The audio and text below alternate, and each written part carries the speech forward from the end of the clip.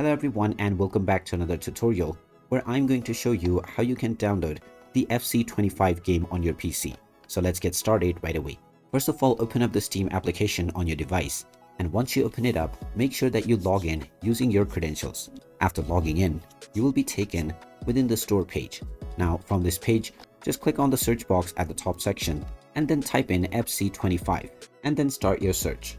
Once you find the EA Sports FC25 game, go ahead and click on it, and this will then take you into the games page.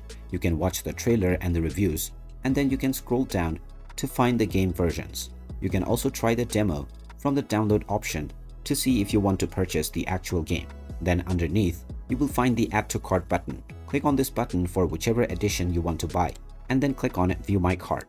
Now from your cart page, click on continue to payment, and now you can choose your payment method from the drop down menu.